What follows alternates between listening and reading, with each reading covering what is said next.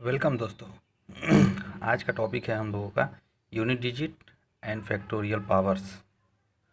सबसे पहले बात करते हैं साइक्लिसिटी की।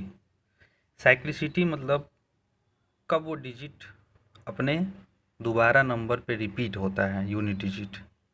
तो हम लोगों ने बात किया था कि 0, 1, 5, 6 चेंज नहीं होता है, उसका पावर कुछ भी हो वो कभी भी बदलता नहीं है।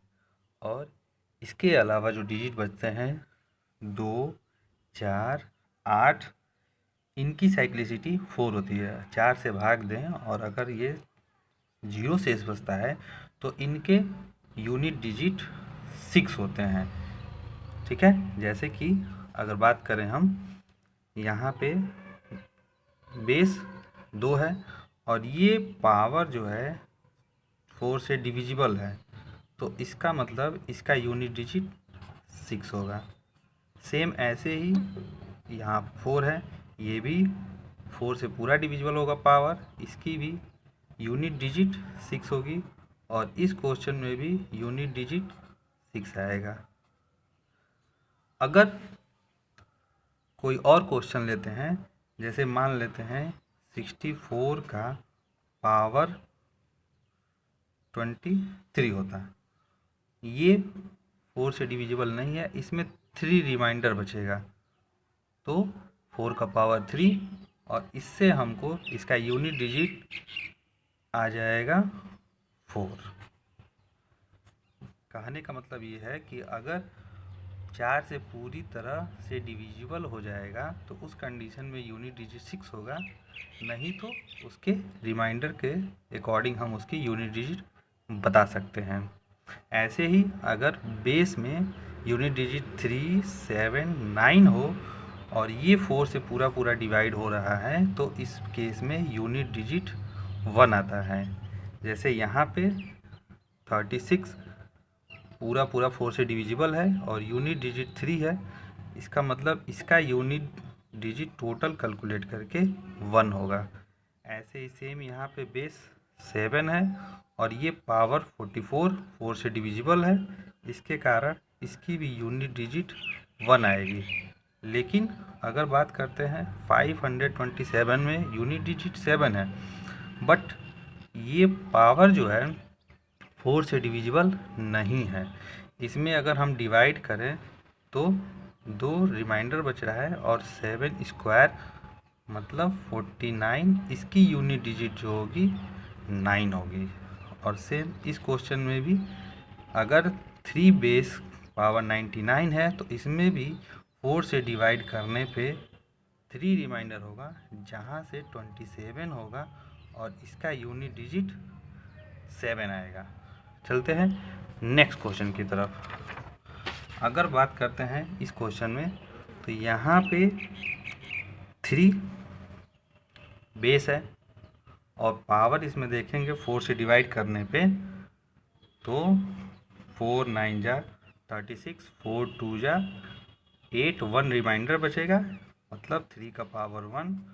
यहाँ पे 5 है, 5 का पावर कितना भी होता है तो उसकी यूनिट डिजिट 5 होती है और 4 ये पूरा का पूरा डिवाइड करने पे रिमाइंडर इसमें 0 आएगा, इसका मतलब इसका जो यूनिट डिजिट होगा वो 6 होगा। और इसके थ्रू अगर हम इसको कैलकुलेट करें तो 5 तिहाई 15, 15 छक्के 90, मतलब इसका यूनिट डिजिट 0 आया और ऐसे हम आंसर ला सकते हैं। लेकिन बात करते हैं इसी क्वेश्चन को दूसरे तरीके से करने की, क्योंकि ये एक लंबा प्रोसेस लगा। अगर हम 5 में 2 से मल्टीप्लाई करें आंसर 10 आएगा, अगर हम 5 में 4 से मल्टीप्लाई करें आंसर 20 आएगा, अगर हम 5 में 6 से मल्टीप्लाई करें आंसर 30 आएगा, अगर हम 5 में 8 से मल्टीप्लाई करें आंसर 40 आएगा। कंक्लूजन ये निकलता है कि अगर 5 से किसी भी इवन नंबर का मल्टीप्लाई करेंगे तो उसमें यूनिट डिजिट 0 आ रहा है। मेरे कहने का मतलब ये है कि यहाँ बेस 5 है और यहाँ पे 4 है, इन दोनों का अगर हम मल्टीप्लाई करेंगे तो यूनिट डिजिट 0 आएगी और इसके द्वारा ही हम पूरा आंसर 1 सेकेंड के अंदर बता सकते हैं कि यूनिट डिजिट इसका 0 आएगा, क्योंकि 0 से मल्टीप्लाई करने पे सारे यूनिट डिजिट 0 हो जाते हैं। सेम अगले क्वेश्चन में भी यही करेंगे। अगर हर एक का हम यूनिट डिजिट चेक करते हुए इस क्वेश्चन को करेंगे तो हमको कम से कम 6 से 7 सेकेंड लगेंगे, लेकिन अगर हम सिर्फ 2 और 5 देख लिया तो इसका मतलब इसका यूनिट डिजिट 0 आएगा। विद इन 1 सेकेंड आप आंसर दे सकते हैं इस कॉन्सेप्ट का यूज करते हुए। आगे बढ़ते हैं नेक्स्ट क्वेश्चन की तरफ। इसमें मल्टीप्लाई नहीं प्लस है और माइनस के साथ यूनिट डिजिट हम कैलकुलेट करने की कोशिश करेंगे। यहाँ पे देखिए 5 का पावर कोई भी नंबर हो तो यूनिट डिजिट 5 होगा, और सेम अगर 1 का पावर कितना भी कोई नंबर हो उससे कोई मतलब नहीं है, इसमें यूनिट डिजिट 1 आता है। और इस तरह हम दोनों को ऐड करेंगे तो इस क्वेश्चन का यूनिट डिजिट जो होगा वो 6 आएगा। ऐसे ही इस क्वेश्चन में बात करें, इसका बेस 3 है। इस बेस में इस पावर को हम पहले कैलकुलेट करेंगे डिविजिबल बाई 4, तो 4 से डिवाइड करने पे 25 ये होगा, 4 3 जा 12, 1 रिमाइंडर बचा, 3 का पावर 1 प्लस 6 का पावर कोई भी डिजिट हो तो यूनिट डिजिट 6 आता है, और 4 का पावर ये पूरा का पूरा नंबर 4 से डिविजिबल है, इसलिए इसका यूनिट डिजिट 6 ही होगा, और टोटल यूनिट डिजिट कैलकुलेट करने पे 3 आंसर आएगा। बढ़ते हैं आज के सबसे स्पेशल टाइप के क्वेश्चन पे। इस क्वेश्चन में मैक्सिमम लोग आंसर रॉन्ग ही बताते हैं। अगर हम इस क्वेश्चन में बात करें तो 7 का पावर 47 जिसको 4 से डिवाइड करने पे 7 का पावर 3 आएगा, और जिसका क्यूब करेंगे तो होगा 343। सेम इसमें भी अगर बात करें तो 3 का पावर 26 जिसको 4 से डिवाइड करने पे 2 रिमाइंडर बचेगा, और 3 का स्क्वायर 9 होगा। और अगर कोई इसका यूनिट डिजिट से यूनिट डिजिट माइनस करे तो या तो आंसर 6 लाएगा या तो -6 लाएगा, लेकिन ये दोनों के दोनों आंसर रॉन्ग है, क्योंकि यूनिट डिजिट कभी भी निगेटिव हो ही नहीं सकता है। तो इस केस के लिए हम 343 में से अगर 9 को माइनस करें तो हमको यहाँ यूनिट डिजिट 4 आंसर आएगा, क्योंकि ये इसको कैरी दिया होगा और 4 इसका राइट आंसर होगा। अब आज का सबसे स्पेशल टॉपिक देखते हैं कुछ वर्ड प्रॉब्लम के साथ। एक क्वेश्चन है इसमें, find the unit digit of product of all odd prime numbers. Odd prime numbers divisible by 1 और इटसेल्फ, बट इसमें एक केस दिया है कि ऑड प्राइम। आपको पता होना चाहिए कि 2 एक अकेला ऐसा प्राइम नंबर होता है जो कि इवन होता है, लेकिन इस क्वेश्चन में सिर्फ ऑड प्राइम नंबर्स के प्रोडक्ट का यूनिट डिजिट बताना है, और वो भी अप टू 47 तक। मतलब ये है कि 3 × 5 × 7 करते करते 43 × 47 करते हुए अब हमको इसका यूनिट डिजिट बताना है। इस क्वेश्चन के लिए बस एक चीज़ ध्यान देना है आपको, 3 से 5 में मल्टीप्लाई करेंगे 15, 5 आ गया। फिर 5 से 7 को मल्टीप्लाई करेंगे 35, अगेन 5 आ गया। और ऐसे ही किसी भी प्राइम नंबर से अगर हम मल्टीप्लाई करते हुए जाएं तो उसका यूनिट डिजिट 5 ही आएगा। यहाँ पे भी कोई नंबर होगा मल्टीप्लाई करने पे, फिर 3 से मल्टीप्लाई करेंगे 5 3 जा 15, अगेन वो 7 से मल्टीप्लाई करने पे 5 ही लाएगा। इसका मतलब किसी भी ऑड प्राइम नंबर का हम कहीं तक भी मल्टीप्लाई करें तो उसका यूनिट डिजिट हमेशा 5 ही आता है। अगर इसी क्वेश्चन में कह देता कि ऑल प्राइम नंबर्स मतलब 2 × 3 × 5 × 7 अप टू स्वान, कहीं तक वो ले जा सकता है, तो इसमें अगर हम मल्टीप्लाई करें तो 2 5 जा 10 और यूनिट डिजिट 0 हो जाएगा बाकी नंबरों से मल्टीप्लाई करने के बाद। लेकिन ये दूसरा क्वेश्चन होगा, ठीक है। इसमें कंडीशन है ऑल प्राइम नंबर्स। और नेक्स्ट क्वेश्चन की तरफ बढ़ते हैं। इस क्वेश्चन में दिया है unit digit of product of even numbers. Even numbers means 2, 4, 6, 8 into up to 1। इस क्वेश्चन में एक हमको यहाँ 10 मिला और इस यूनिट डिजिट के कारण किसी भी नंबर का मल्टीप्लाई करेंगे तो टोटल यूनिट डिजिट हमारे पास 0 प्राप्त होंगे। ओके, और अब बढ़ते हैं हम फैक्टोरियल की तरफ। तो सबसे पहले फैक्टोरियल होता क्या है इसके बारे में बात की जाएगी। फैक्टोरियल कई जगह ऐसे दर्शाया जाता है, कई जगह ऐसे दर्शाया जाता है। फैक्टोरियल का मतलब ये है कि n into n-1 n-2 up to करते हुए 3, 2, 1 तक हम डिक्रीज करते हुए नंबर जाते हैं। जैसे अगर हम बात करें फैक्टोरियल 1 मतलब 1, अगर फैक्टोरियल 2 की बात करेंगे तो 2 इंटू 1 डिक्रीजिंग ऑर्डर में, 3 की बात करेंगे तो 3 इंटू 2 इंटू 1 1 तक जाएंगे, यानी कि 3 2 जा 6 यहाँ पे होगा 6। और अगर हम 4 की बात करें फैक्टोरियल 4 तो 4 इंटू 3 इंटू 2 इसका 24 होगा। अगर 5 दे देता है तो 5 इंटू 4 इंटू 3 इंटू 2 इंटू 1 120 होगा।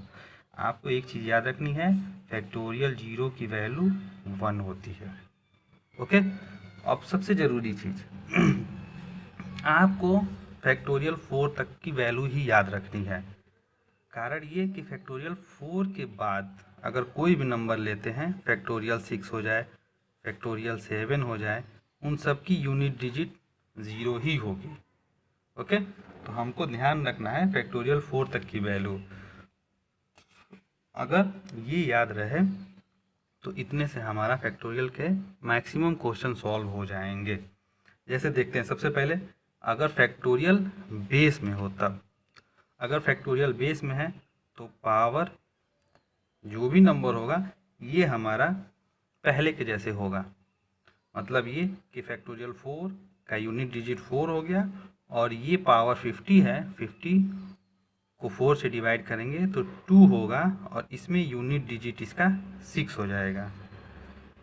अगर फैक्टोरियल 3 है तो ये 6 होगा और 6 का कोई भी पावर होता है तो उसका यूनिट डिजिट 6 ही होता है।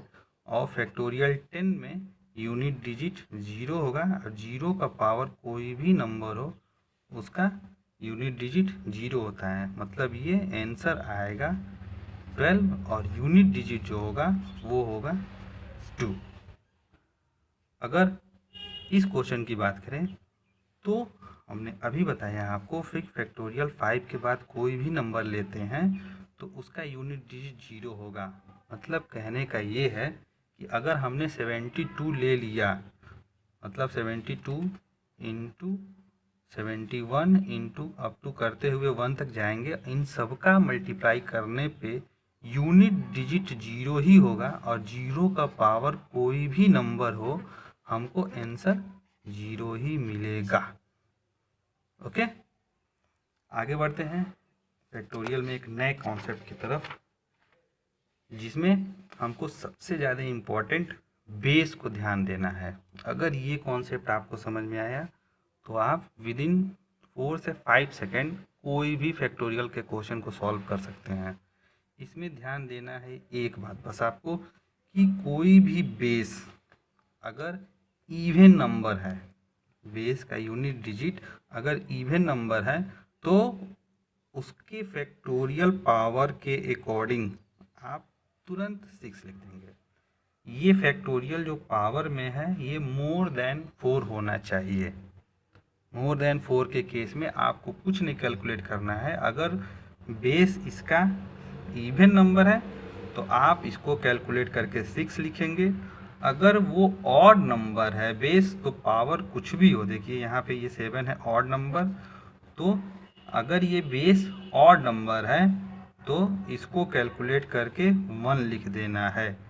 अगर 0 1 5 6 है तो आपको पता है कि इसका पावर कुछ भी हो उसमें नो चेंज होता है तो इस कंडीशन को आपको एक बार याद रखना होगा और आप तुरंत आंसर बता सकते हैं और इसका आंसर होगा 6। ओके, नेक्स्ट क्वेश्चन की तरफ बढ़ते हैं इसी कॉन्सेप्ट पे। यहाँ पे ये 3 ऑड नंबर है और हमने बताया है कि अगर ऑड नंबर है तो इसको पूरा कैलकुलेट करके यूनिट डिजिट 1 मिलेगा।